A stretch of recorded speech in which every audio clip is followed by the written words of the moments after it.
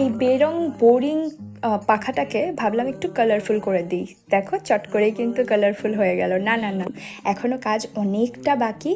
তো চলো ভালো করে দেখিয়ে দিই কী করলাম। তো আমি এই বোরিং পাখাটা যেরকম নর্মালি কিনে আনার পরে হয় একদম প্লেন, তো সেইটাকে এত বছর থেকে দেখতে দেখতে বোর হয়ে গেছিলাম।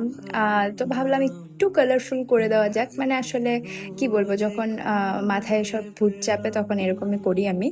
তো তখন ভাবলাম যে এটাকে একটু কালারফুল করি, এটাকে একটু ডিজাইন করি, দেখি কেমন লাগে। তো যেই কথা মানে ভাবাও শেষ, কাজে নেমে পড়াও শেষ। তো সেই হিসেবেই আমি পাখাটাকে খুব সুন্দর করে কালার করে নিয়েছিলাম রেড কালারে। তারপর করার পরে ভাবলাম একটু ওমব্রে এফেক্ট দিই, তারপর আমি কিন্তু ওটাতে একটু ইয়েলো কালারও করে দিয়েছিলাম।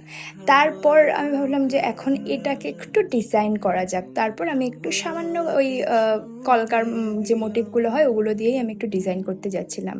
বাট হ্যাঁ, তোমাদের আরেকটা কথাও বলি, দেখো স্ট্রাগলগুলো দেখলে বুঝবে এরকম সারফেসের ওপর কিন্তু মানে কোনো ডিজাইন বানানো ভীষণই ডিফিকাল্ট, একদমই ইজি না।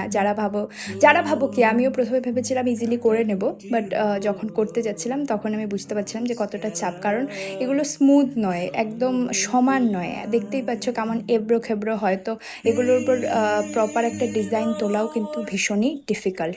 যাই হোক, তাও অনেকটা স্ট্রাগল করে ডিজাইন যতটা পেরেছি। হ্যাঁ, অতটা খুব ভালো ডিজাইন হয়নি, কারণ ওই যে বললাম স্মুথ নয় সারফেসটা, তাই জন্য কিন্তু খুব ভালোভাবে ডিজাইনটা তোলা সম্ভব হয়নি।